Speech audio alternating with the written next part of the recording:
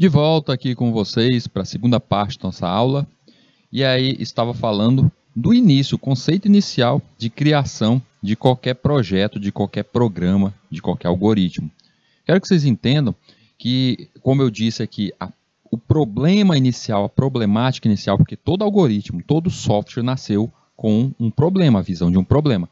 A problemática inicial, o visualizar esse problema, transformar isso de alguma forma em um projeto digital, em grandes equipes, normalmente tem ali um grupo de pessoas que trabalha só com isso.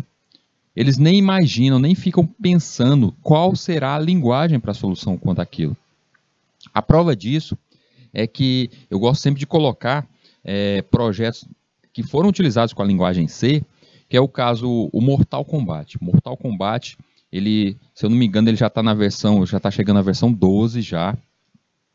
E nas últimas 3 versões, ele começou a inserir dentro da sua linguagem mais do que somente a linguagem C, mas começou a inserir também uma linguagem nova chamada Blue, a linguagem Blue.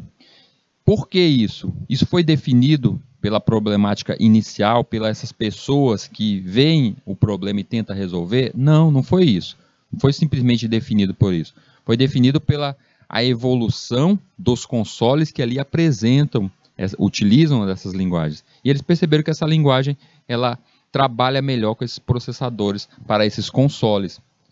E aí o que isso tem a relação conosco? Pensem só, são 2 equipes que são até diferentes dentro desse grande projeto. A primeira imagina como resolver a problemática, ou seja, é aqueles que imaginam vamos querer golpes novos, vamos querer que tenha um personagem novo, vamos querer um cenário que seja no Brasil. Então eles imaginam toda essa questão até mesmo visual, sem pensar que quem está lá no desenvolvimento, no pensamento da linguagem. Eu não quero saber como ele vai resolver isso, eu sei que é possível fazer isso, e eu quero que ele resolva. Enquanto isso, a outra equipe percebeu, olha, podemos dar um toque a mais, agilizar o nosso projeto utilizando o incremento de ações com essa outra linguagem. Então eu quero que vocês entendam que quando a gente vê um projeto como esse apresentado aqui, o modo passo a passo da criação de um projeto, cada passo daquele, objetivo, a parte do fluxo de dados, tudo isso em um grande projeto, em um projeto grandioso, como um jogo, um sistema operacional, um sistema de informação, um sistema de gestão, existem ali pessoas definidas para fazer aquela ação, aquele momento.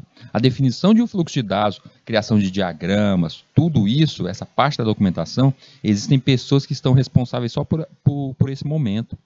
Inclusive um projeto como esse todo, quando a gente está criando aqui, está montando isso para entregar para o professor, a gente está percebendo a vida completa, todo o trajeto de vida de um software. Mas saibam que fazer do início ao fim é muito raro, assim, um grande projeto, você participar de todos os momentos, todos os módulos internos dentro desse projeto maior. Normalmente a gente fica mais apegado a um só daqueles setores nesse nosso projeto. Bora entender um pouco mais aqui, eu estava falando sobre a criação do projeto e a gente entendeu que a transformação do problema para o mundo digital é o primeiro passo, tudo isso. Vamos ver agora na utilização disso no algoritmo. Vamos relembrar isso no nosso algoritmo. Vamos voltar aqui para a nossa apresentação, nossa telinha.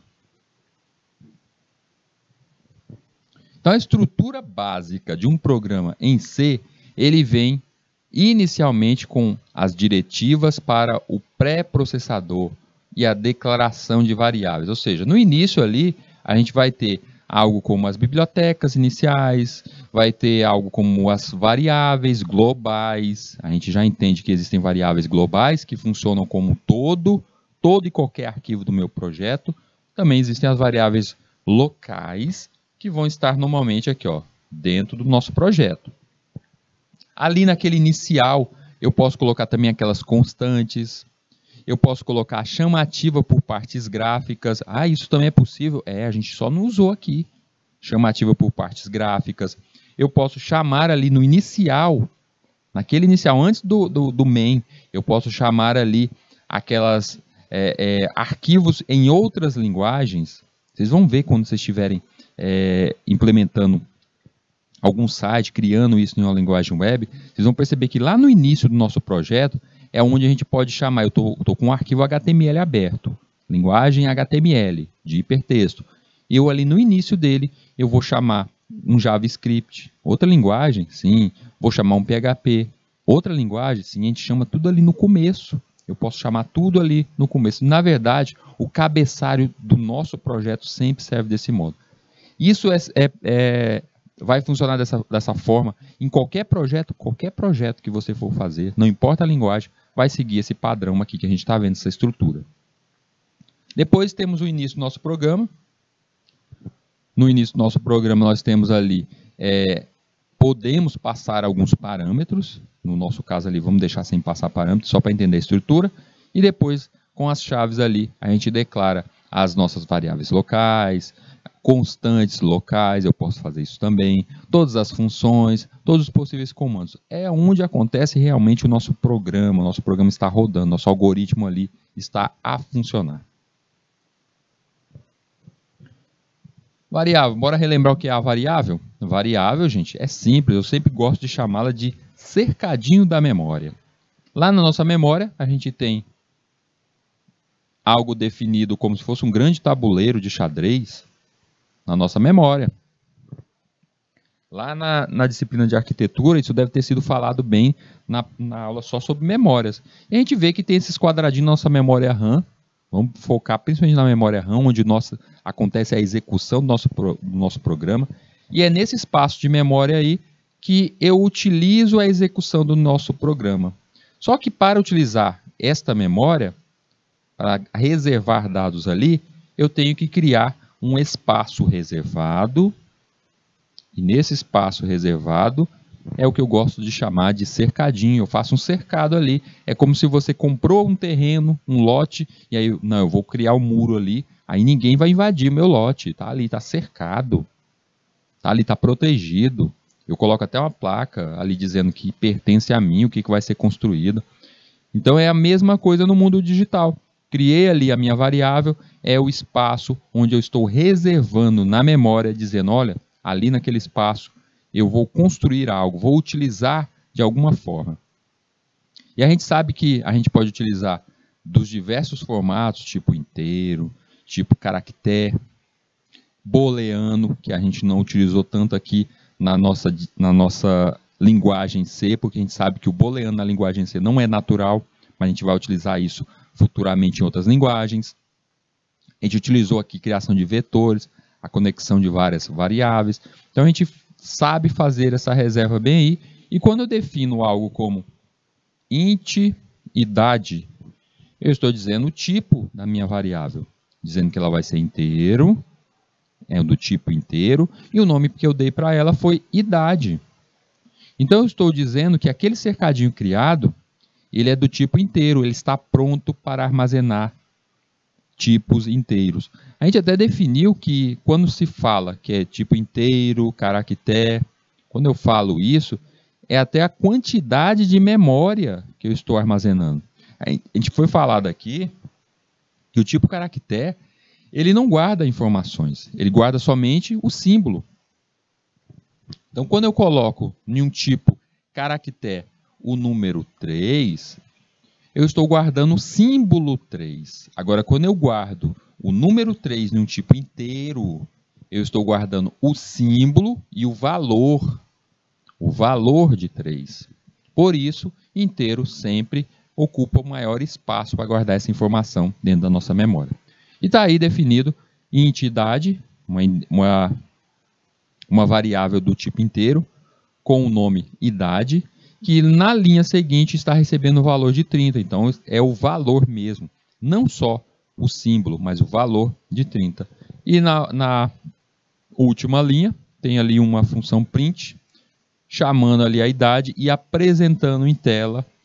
Vocês percebem até que ele diz que é do tipo dígito, chamando a nossa variável idade para apresentar em tela o valor da idade ali, que seria o número 30. Então, apareceria em tela, a idade é 30. Vamos ver aqui no exemplo, na prática. que é justamente o que eu falei sobre o tamanho reservado, o tipo que é reservado e o tamanho que é reservado ali internamente. A gente vê que nas 4 linhas ali que eu estou chamando, da linha 4 até a linha 7, eu criei uma variável do tipo inteiro, soma, já recebe logo de cara o número 10, e por ser o tipo inteiro, está mostrando em tela ali, na telinha preta à direita, o número 10. Um float, uma variável do tipo float, ponto flutuante, eu estou armazenando nela 2.21. Por estar definido somente na chamativa dela, na linha 10, só para apresentar o tipo float, está lá o porcentagem float, e eu não defini quantos caracteres vai aparecer, por isso que está aparecendo ali 6 caracteres depois da vírgula. Eu não defini a quantidade de caracteres. Isso pode ser definido. Vou falar ainda um pouquinho mais sobre isso ainda hoje. E aí, na linha 6, eu estou chamando uma variável letra, ela armazena tipos caractere, ou seja, só o símbolo, e está armazenando o valor 10. Percebam que eu tenho ali a aspas simples, chamando a letrinha A. Porque se for numeração, eu não preciso colocar protegido por aspas. Se for um símbolo, simplesmente um símbolo, aí eu passo o valor ali protegido pela aspa. Então quer dizer que se eu tiver que colocar o número 3 dentro de uma variável inteiro, eu chamo logo o número 3, dizendo ali pelo igual, que é o de atribuição interno, caindo dentro da nossa variável. Mas se eu tiver que colocar o número 3, ou melhor, o símbolo 3, dentro de uma variável do tipo caractere, eu tenho que colocar ela em aspas? Sim, porque você está passando só um símbolo. Então, se você chamar char, caractere, letra, do jeito que está ali na linha 6, igual, ou seja, atribuindo, recebendo, o 3 sem as aspas, pode ter certeza que vai dar um erro aí. Porque é um erro lógico, eu estou tentando inserir um valor inteiro, o número 3, dentro de um espaço reservado de memória que é para um caractere. E do que isso acontece realmente lá na nossa memória? O que está acontecendo? Lá na memória, a gente sabe, vou colocar aqui desse modo aqui, os quadradinhos. Ó. Lá na memória, quando a gente está reservando o tipo inteiro ele armazena, vamos dizer, 4 bloquinhos. Enquanto o tipo caractere, ele armazena somente 2 bloquinhos. Então, se o tipo caractere armazena só 2 bloquinhos e eu tentar colocar um tipo inteiro, ele vai querer usar 4 bloquinhos, onde só tem espaços reservados para 2 bloquinhos. Ou seja, eu estou querendo guardar um caminhão numa vaga que é para um carro. Não dá certo, não cabe. E é por isso que daria o erro aí, nesse caso.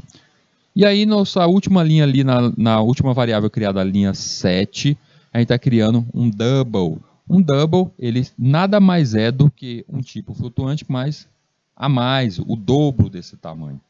A gente tem outros tipos aí, long e tal, mas a gente ficou só com esse, porque não era necessário, nesse exato momento, criar esses outros tipos de variáveis. A gente vai utilizar esses diversos tipos.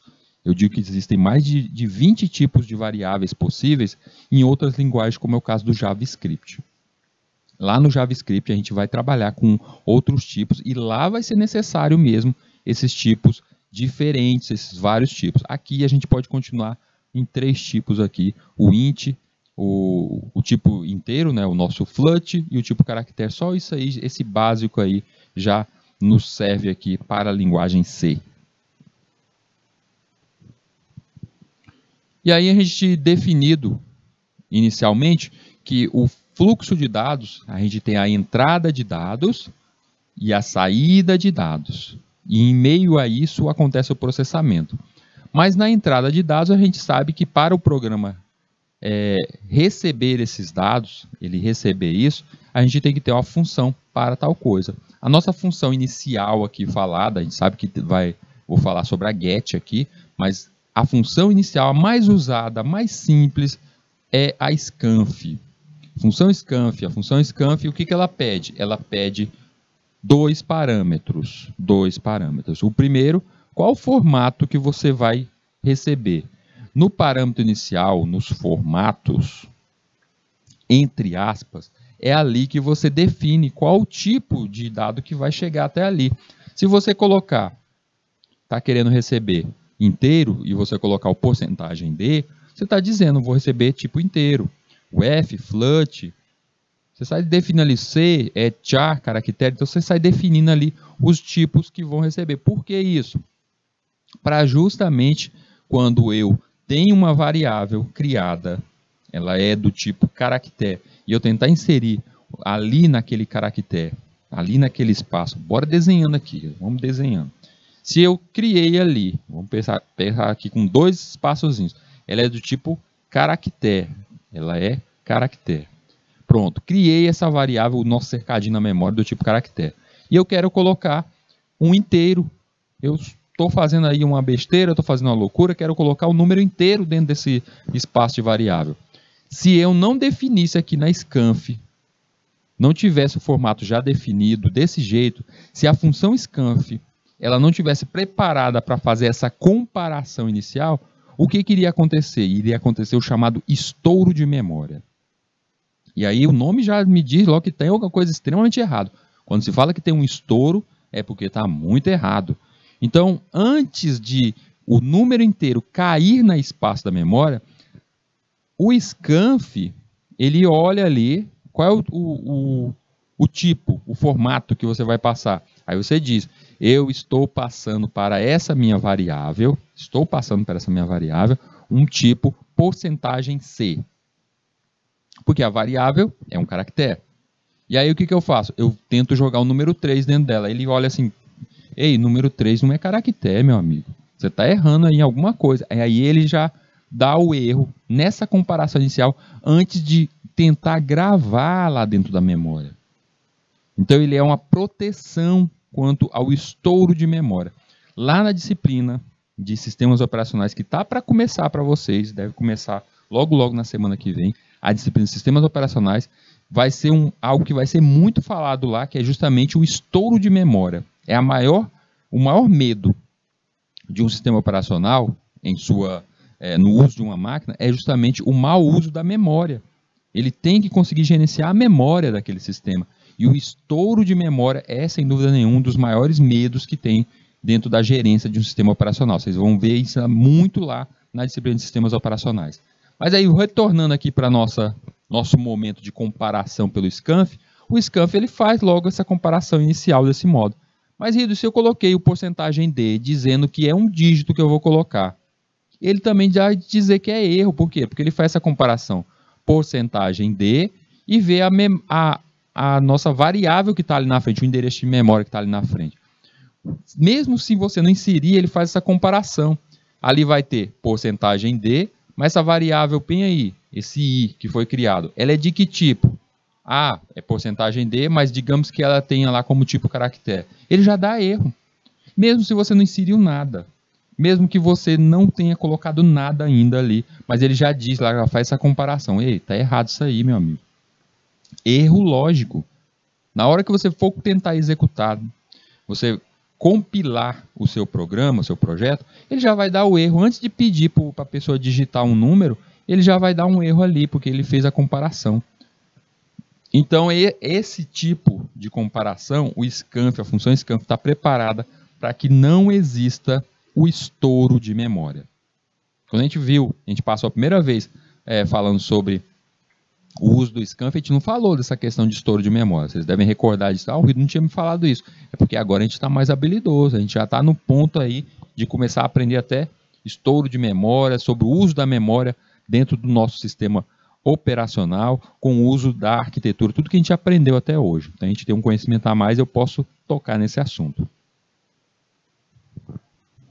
Então as strings de controle, é só para relembrar aqui, porcentagem C, caractere, porcentagem D, inteiro, porcentagem E, número ou notação científica, porcentagem F, ponto flutuante, nosso float, porcentagem O, octal. Ei, não usamos esse octal, nem esse porcentagem X hexadecimal, a gente não usou esses dois aí, Hildo. Quando é que a gente vai utilizar isso aí? A gente não utilizamos eles aqui, porque até mesmo o hexadecimal e o sistema octal, não trabalhamos com ele, ainda não. Lá na disciplina de arquitetura, vocês aprenderam o binário, conversão de binário, mas ainda tem esses dois aí que a gente vai ter que explorar, a gente vai ter que aprender lá na disciplina de redes de computadores. Porque o hexadecimal é usado sim na criação do tal do IP da máquina. E aí vocês vão ter que aprender esse outro sistema. Então é um conhecimento que está chegando aí e por esse motivo a gente não utilizou ainda essa string de controle para octal e hexadecimal. Mas isso aí vai ser utilizado ainda, a gente vai rever isso e aí vocês vão entender isso mais adiante. A gente já utilizou também a porcentagem S, a de cadeia de caracteres, a string, ou seja, para chamada de valores que estão dentro de um vetor. E o double, que é um que a gente não utiliza, que nada mais, nada menos é do que como se fossem dois flutuantes. Tanto que está ali a chamativa dele como se fosse flutuante. Operador de endereço é. Então a gente tem que entender o operador de endereço, a chamativa do endereço. Ah, peraí, Hildo. Como é que é essa chamativa de endereço? Bora desenhar aqui a nossa memóriazinha de novo. Tá lá o nosso tabuleiro, nossa memória. Quando você armazena dentro da memória algo como valor A e o valor B, tá lá dentro da nossa variável ali, um vetorzinho, guardamos o A e o B. Mas a gente tem que entender que na chamativa desse espaço, ele tem um pequeno lotezinho, um endereçozinho ali do lado. É como se fosse na casa de vocês. Lá aquele número que tem em frente à casa de vocês, lá tem lá 1512. A minha casa, eu moro na rua, que tem na Rua das Brusundangas, número 1512. 1512 é justamente o número da sua casa, é como o carteiro te acha, é como seus amigos te acham. Então, esse endereço ele serve justamente para apontar o local onde aquele item, aquele dado vai ficar armazenado. É o endereço da variável para ser encontrado.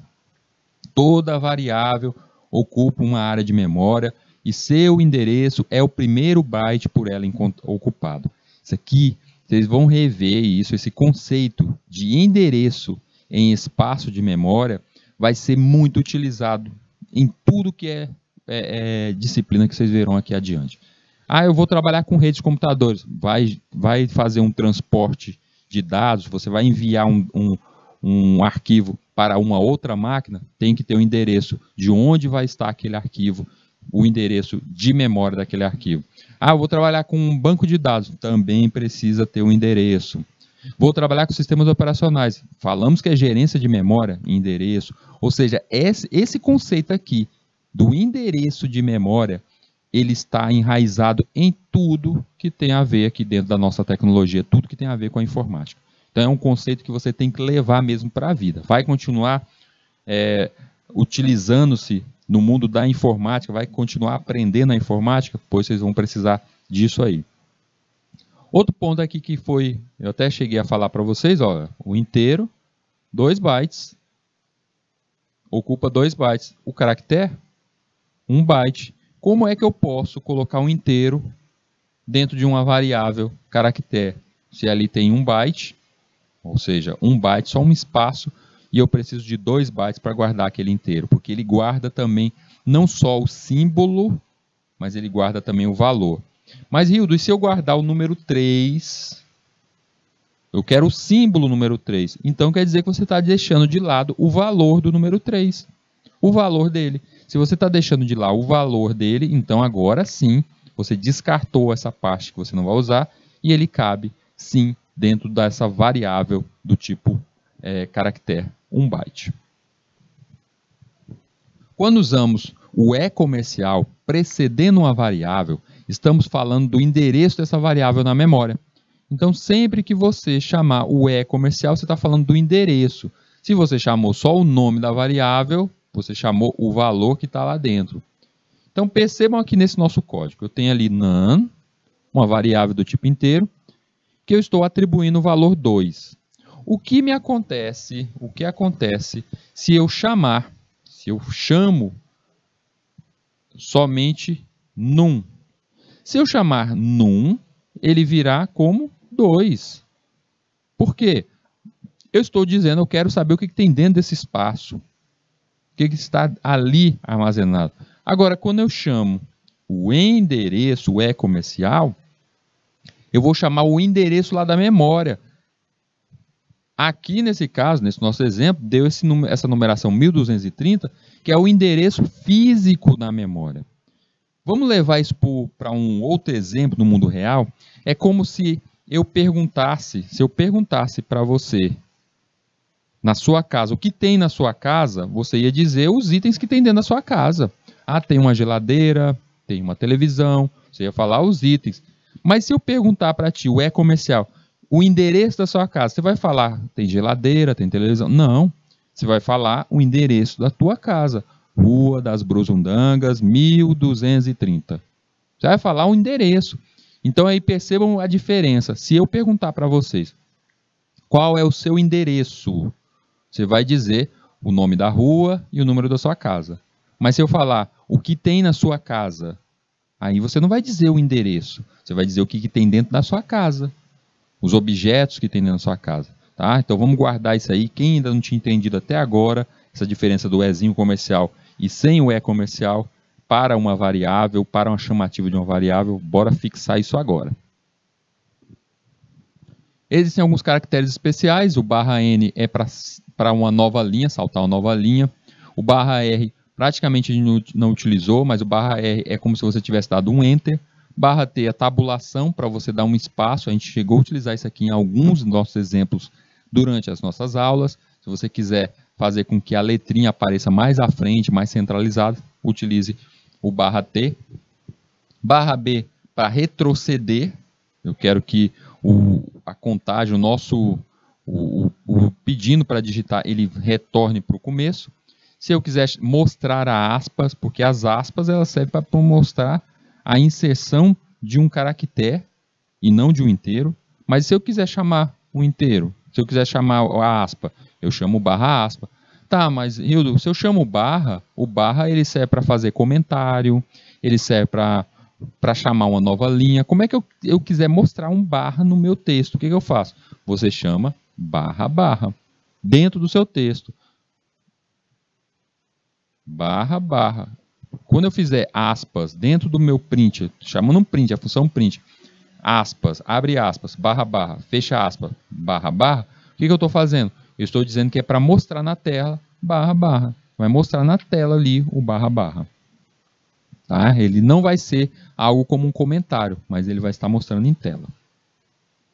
Muitos desses caracteres especiais são usados em diversas outras linguagens, principalmente o /n, vocês vão ver até em linguagens como linguagens web utiliza isso.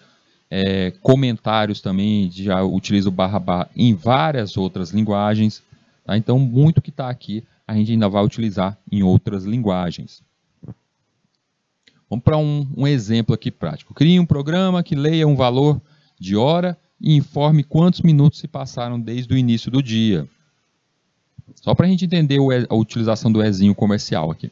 Nesse programa, a gente vê ali que no começo ele tem chamando esse programa que está lá dentro do nosso GitHub também, tá, gente? Quem quiser, tá lá, faz parte dos nossos exemplos.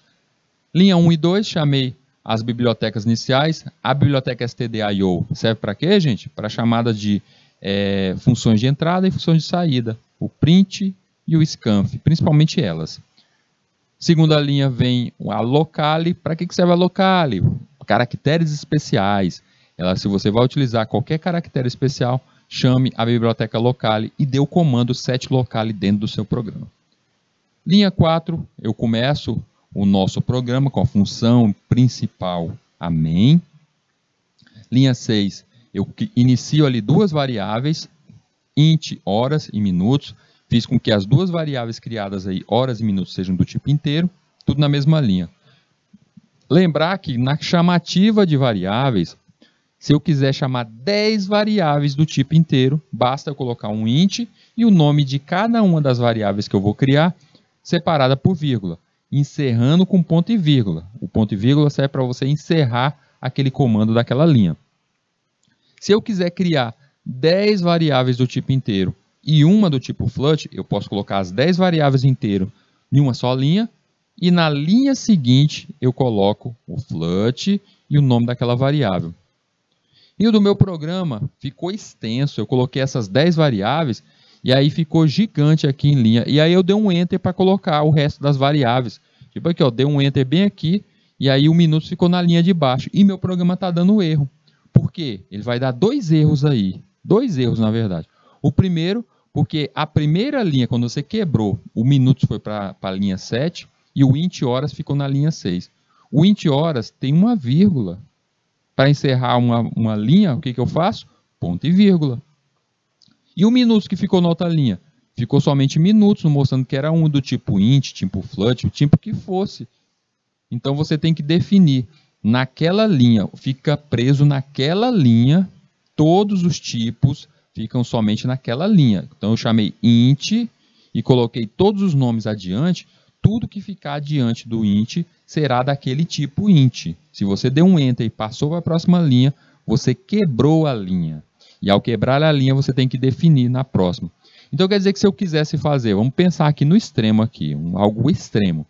Estou criando 30 variáveis do tipo inteiro. Eita, 30 variáveis? Estou criando 30 variáveis. E aí ficou uma linha gigantesca. Eu quebrei, saltei, dei um enter ali e coloquei em cada linha 10 variáveis. Em cada grupo destes 10 variáveis eu tenho que colocar um int na frente? Exato. Em cada uma delas você tem que colocar int na frente. Por quê? Porque você quebrou a linha. E ao final das 10 variáveis você tem que colocar o ponto e vírgula, encerrando aquela linha. E isso serve para todas as linguagens, todas elas têm essa mesma questão aí do início de uma variável numa linha. Um grupo de variáveis eu inicio somente ali no começo colocando o tipo. A grande maioria, a maior parte, as mais famosas utilizam isso. E algumas delas, como é o caso do JavaScript, aceita que você coloque essas 30 variáveis saltadas em linhas, porque na primeira você não fechou o teu comando com ponto e vírgula.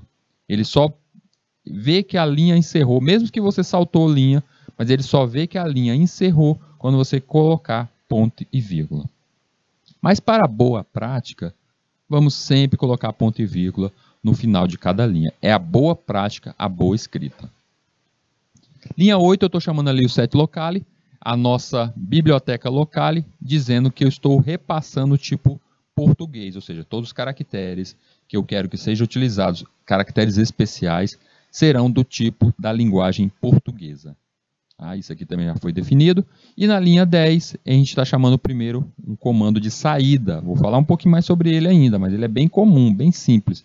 Printf, e digo ali para mostrar em tela qual a hora atual, formato 24 horas, e dou aquele comando especial que a gente viu na última tela, o /n, para saltar uma linha. Vocês percebem que ele está saltando uma linha aqui, ele pergunta qual a hora atual, e ele salta a linha para a pessoa digitar na próxima linha. A pessoa digitou ali o 13, e esse 13 vai ser reconhecido pela a nossa função de entrada, a scanf, que está ali na linha 11.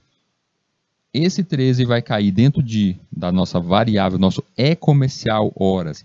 No endereço vai cair lá dentro de horas. O scanf ele já está reconhecendo que é do tipo D, ou dígito, então é do tipo inteiro, tudo passando aí tranquilamente pela lógica. Linha 12, a variável minutos é chamada e recai sobre ela horas multiplicado por 60, que é para dar a quantidade de minutos. E 13, na linha 13, vem um printf chamando ali o resultado final. Desde o início do dia até a hora informada, já se passaram, aí vem o porcentagem D, porque eu quero chamar a nossa variável. E perceba que onde você chama o porcentagem D, porcentagem C, é o que vai ser depois do fechamento das aspas, a primeira variável. Naquele nosso exemplo que eu estava falando agora há pouco, de 10 variáveis sendo chamadas, o que eu tenho que fazer para mostrar as 10 variáveis aqui? Se são 10 variáveis, eu teria que colocar porcentagem D, vai chamar a primeira variável que eu vou colocar depois da vírgula. Depois mais um porcentagem D, eu teria que colocar porcentagem D 10 vezes aí nessa linha para mostrar os 10 resultados. Eu poderia fazer desse modo? Poderia. Vou quebrar a linha, posso chamar porcentagem D, aí chamo /n, porcentagem D, /n, assim cada resultado vai aparecer um abaixo de outro na nossa tela. Então o modo de apresentação na tela depende muito do que você quer que seja apresentado. E aí o nosso programa encerra ali, retornando o valor 0, mostrando que a nossa função principal main, ela perde um retorno, e o 0 aí foi confirmando que chegamos ao final do nosso programa, tudo deu certo. Vamos entender um pouquinho da estrutura if, já que a gente entendeu os comandos de entrada e saída do nosso scanf, o nosso print, até o nosso print ali utilizamos. Vamos entender o nosso if, o nosso se. Vimos lá no Portugal que o se é justamente aquele momento de decisão. Então a estrutura de decisão, a primeira estrutura de decisão que a gente trabalha é o se, o if. É a condição de se você aparece uma decisão ali de você ir para um lado ou para outro, direita ou esquerda, escolher entre dois valores. Ela é a mais simples de todas, já que ela tem em sua escolha somente dois valores. A gente vai ver que tem estruturas mais adiante, como é o caso do switch, onde você pode decidir por vários caminhos ao mesmo tempo. Mas se você tem principalmente só dois caminhos, a gente utiliza o nosso if. O comando if causa um desvio no processamento ao selecionar a sequência para ser executada. A sequência a ser executada depende do valor lógico da condição utilizada. O comando também pode ser formado pelas cláusulas if e else. Primeiramente será apresentado o comando nas suas formas mais simples. Primeiro vamos mostrar o if, depois com o else.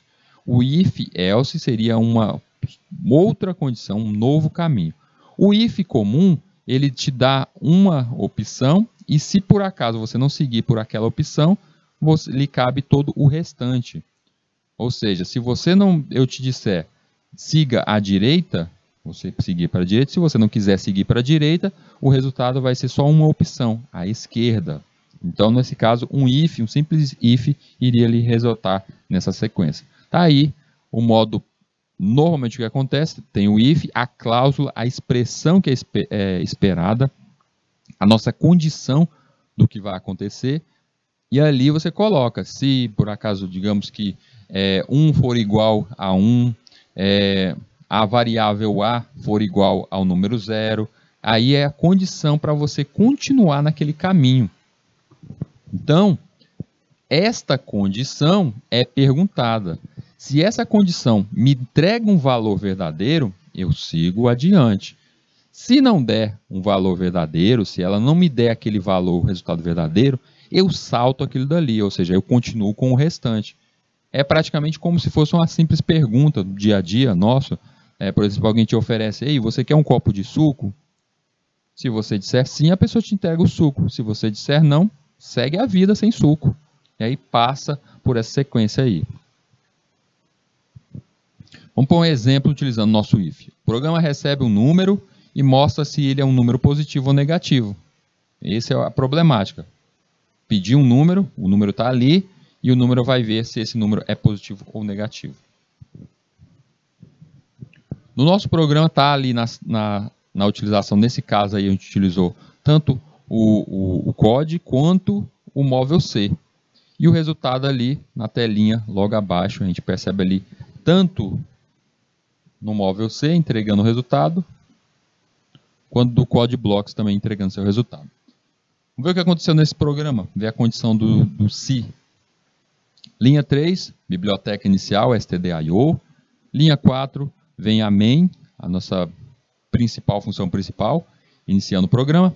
Vem na linha 6, começando uma variável n, do tipo inteiro. Aí sim eu peço para a pessoa digitar. Digite um número, com um print na linha 7. Esse número é recolhido através do scanf, cai dentro de n, ali na linha 8, através do nosso scanf. Na linha 9 começa as comparações. Percebam que utilizando só um if, eu tenho que fazer ali vários ifs seguidos para fazer essa comparação. O primeiro if, ele pede if n menor do que 0. Ele pergunta se o n é menor do que 0. Se caso a resposta sim, esse n é menor do que 0, ele entra dentro dessa sequência e me dá a seguinte resposta. O número digitado através do printf. O número digitado é negativo, porque ele é menor do que 0. E após ele fazer isso, ele segue a vida não entrando nos outros ifs, ele passa direto. Ele só entra naquela sequência ali e depois vai para o final do programa. E assim vai os outros. O if, n maior do que 0, aí ele mostra que é positivo, e o n igual a 0, ele mostra que é igual. E utilizando o else, qual seria a vantagem da utilização do else?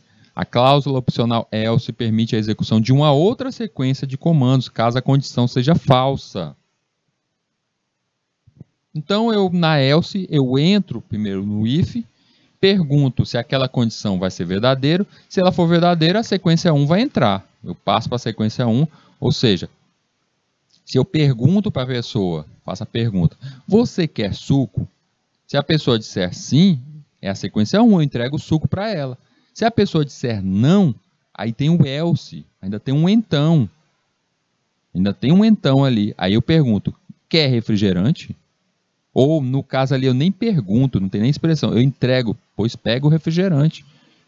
Eu já chego na minha mão ali com as duas condições, as duas sequências.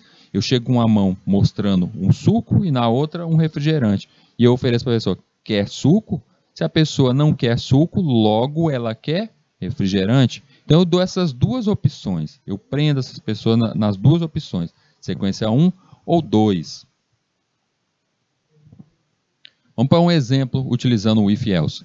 O programa lê dois números e mostra qual é o maior deles. Tem aí também utilizando o móvel C, tanto no modo do COD.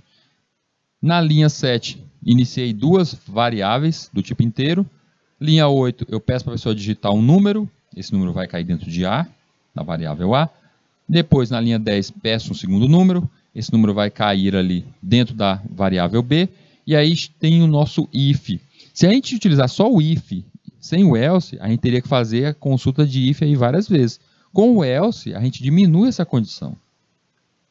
O if pergunta, o A é maior do que B? Se o A for maior do que B, o número maior vai ser o A. Então, ele vai entrar dentro desse print aí, mostrando que o número maior for o A. Se não, vai cair na segunda opção, o B. Vai mostrar a letra B, vai entrar no else aí e vai mostrar a condição que o B é o maior deles. Esse nosso trajeto aí, ele só tem um pequeno problema. E se o A for igual ao B? O que me acontece aí? Ele não me resultaria numa questão, não me resultaria numa condição aí. Então, a gente teria que trabalhar melhor essa condição aí com uma estrutura a mais. Porque eu estou dando aí 3 opções. Então, o if else ele é principalmente para quem tem 2 opções. E aí, a gente começa a entrar no switch case para quem precisa de mais opções ainda. O comando if else permite que seja selecionado uma de duas sequências de ações de acordo com o valor de uma condição. Já o comando switch case é generalização desse comando. O comando permite que seja executado uma de várias ações, dependendo do valor de uma expressão seletora. O switch case ele é perfeito para a construção de menu. Vai construir um menu de opções. Vocês chegaram a olhar, eu coloquei lá para vocês o jogo da cobrinha, lá na data do dia 23. Tem lá o jogo da cobrinha. Vocês chegaram pelo menos a olhar, a executar eles e viram como é possível ter um joguinho? Quem viu aí, quem chegou a executar, comenta aí no nosso chat. Professor, eu vi, funciona mesmo. Dá uma olhada, quem viu, comenta aí. Tá? E quem não viu, vai lá e depois dá uma olhadinha. Vocês vão perceber que dá para fazer coisas bem grandiosas com a linguagem C. Muito simplório, muito simplório. Eu iria evoluir esse programa utilizando até uma interface gráfica, por exemplo. Fazer aquele mesmo programa da cobrinha em uma linguagem como o JavaScript. Perfeito, já entrega até de um jeito que dá certinho para utilizar dentro de aplicações. Eu acho que até o caso utilizando o JavaScript, fazendo aquele jogo da cobrinha, é perfeito para você fazer uma primeira aplicação. Talvez quando quando vocês estiverem comigo lá em uma linguagem de aplicação, lembrem comigo desse jogo da cobrinha aí para a gente fazer um aplicativo. Quem sabe vai ser o primeiro aplicativo que vocês vão colocar até dentro da Play Store aí. Então, o switch case, ele é como se fosse aquela mesma questão de uso do if e o else, mas agora bem mais avançado, onde você não tem só 2 opções. E a quantidade de opções depende de quanto você quer. O switch, ele te chama um seletor, chama ali a nossa variável seletora, e aí ele te dá os vários casos. Dependendo da opção que você escolhe, você vai estar escolhendo aquela sequência. Então, ao invés de eu chegar para você com uma mão, um suco e na outra o refrigerante, e falar para você, você quer suco? Aí se você não quer suco, cai no refrigerante, ou eu te perguntar, você quer refrigerante, já cai no suco, eu te dou um leque de opções, eu chego para você e pergunto, você quer beber alguma coisa? Aí a pessoa vai, olha a seleção ali de bebidas, olha no menu, vamos pensar no menu mesmo, um cardápio, tem ali várias bebidas, 10, 15, 20 bebidas, aí a pessoa escolhe, ah, sim, eu vou querer um daiquiri, eu vou querer uma vodka. A pessoa vai e decide ali e recebe aquele produto do jeito que ele quer. Então é bem mais interessante se você tiver várias opções desse modo. Professor, eu posso utilizar o Suitcase para tudo? Até para duas opções? Pode. Só que saiba que o Suitcase ele gasta um pouco mais sobre memória, ele gasta um pouco mais principalmente de processamento. Então use com moderação. Você tem uma sequência pequena, são só 3 opções, a pessoa vai decidir se quer suco, guaraná, um refrigerante, suco, refrigerante ou água. Ele quer uma dessas 3 opções. Pronto, só 3 opções, utiliza o if else, dá para ficar tranquilo no if else. Ah não, mas aí é 10 tipos de bebidas diferentes. Ah, agora a gente passa para o Suitcase, que é dessa opção a mais para o nosso cliente. Aí sim a gente utiliza algo bem mais prático como o Suitcase. Bora ver um exemplo utilizando o Suitcase. Ler um número de 1 a 5 e imprimir o valor por extenso. Ou seja, a pessoa vai ter ali um número, vai ser pedido um número de 1 a 5 e dependendo do que a pessoa escolher ali, vai aparecer o nome do número ali por extenso. E o que foi feito ali dentro do Suitcase? Bora entender. O nosso programa inicia-se, ele tem o início com a stdio, que nossas funções de entrada e saída. Linha 6, eu começo uma variável, chamei ela de NRO. Essa variável vai ser a minha variável de controle do nosso switch. Toda vez que você utilizar o switch, chame uma variável de controle, que é ela que vai armazenar o que a pessoa vai digitar para ela, o que vai armazenar dentro dela. Linha 7 é pedido para a pessoa digitar o número de 1 a 5. Na linha 8, esse número que a pessoa digitou vai ser armazenado dentro da nossa variável NRO, tá ali guardadinha. E aí vem o que realmente queremos, o nosso switch. Linha 9. O switch é chamado e dentro do parâmetro esperado pelo switch a gente coloca quem? Colocamos a variável de controle. Aquela variável de controle, o valor que a pessoa digitou, vai estar ali representado ali dentro do switch. E aí os vários casos que você vai colocar, isso depende de você, cada caso deverá ficar em uma linha ali, caso 1, chamando ali o que vai acontecer naquele caso, ou seja, é o caso 1, por quê? Porque eu estou esperando digitação de 1. Ah, professor, e se eu quisesse colocar diferente dos números 1, 2, 3, 4, 5? Se quisesse chamar algo como o mais, o menos, a gente poderia chamar esse valor. Ah, se eu quisesse chamar então qualquer um caractere, poderia chamar? Ah, poderia chamar também um caractere. No caso aqui a gente está chamando os valores de 1 a 5, que é onde vai estar enumerado aquele caso. Então quando a pessoa digitou o número, digamos, número 1, esse número 1 está dentro do NRO, e ele vai ser o controle de qual caso que está sendo chamado. Então, o valor que está dentro da nossa variável de controle é o que vai ter que ser o que está diante do case, aquilo estiver adiante do caso. O tamanho desse menu que você vai fazer depende de você. Você decide o tamanho desse menu. E aí, em frente de cada um desses casos, a gente colocou ali o número 1, a gente escreveu o número 1 por extenso. Lembrar que no final de cada caso você tem que colocar o break. O que é o comando break? O comando break ele é um encerramento. Ele é como se fosse um pontapé. Ele chegou ali, quebrou tudo. Para bem aqui. Chegou em mim, você leu a palavra break, quebra tudo. O que você estiver fazendo e vai para o final. Está fora. Então o break ali, ele te joga para fora daquela estrutura que ele está. Qual é a estrutura que você está? Naquele momento você está dentro do switch. Então, quando você encontra o break, te salta para fora da estrutura switch. Professor, o break serve para qualquer estrutura? Qualquer estrutura. Chamei um loop, no nosso laço. Quando o break for lido, vai para fora? Vai para fora. chamei algo como o if else. Chegou naquela estrutura ali, um if else aninhado, vários if else um dentro do outro. Se eu encontrar um break, fora. Então o break ele serve para jogar para fora ali. Se eu não colocar o break, o que acontece? Eu chamei o caso 1, ele vai encontrar o caso 1, vai começar a ler e digitar o número 1, não tem o break, ele vai continuar lendo, vai ler o caso 2, vai ler o caso 3, ou seja, ele vai ler todas as opções, e aí isso não é o que eu quero, por isso, break. Um último lembrete do nosso switch é o que está ali na linha 16. Após você escrever seu último caso no switch, o último caso você não pode esquecer o default. O default é um caso especial. Ele quer dizer que é tudo fora dos casos que você escolheu. Então, se a pessoa digitar o número 0 ali, ele não está aparado de 1 a 5. Não é nenhum dos casos. É default. Se eu digitar uma palavra, default. Digitei a letrinha, default. Digitei nada, default. Não é 1 a 5, é default. Então aí o que acontece? Vai aparecer número inválido. Eu poderia até especificar de uma forma bem diferente. Ah, a pessoa digitou a letrinha A, ó. Digitou o A. Então tá errado ali. Ao invés de número inválido, ou seja, eu poderia colocar caractere não reconhecido, poderia colocar informação.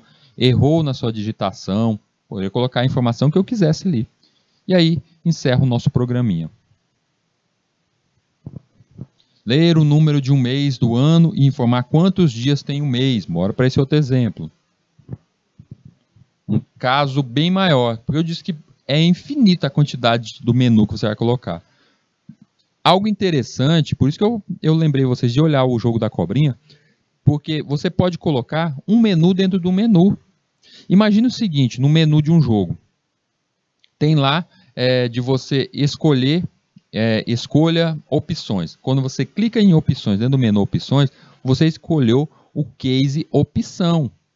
E aí ele vai te levar para um outro menu interno. Dentro do menu opções, lá dentro de opções, da tela de opções, você vai poder escolher algo como mudança de botões, nível de dificuldade. Aí você escolhe nível de dificuldade. Quando você escolhe nível de dificuldade, você vai para a tela de dificuldades, ou seja, você entrou no caso nível de dificuldade, foi para a tela nível de dificuldade, e lá na tela de nível de dificuldade tem lá fácil, médio e difícil.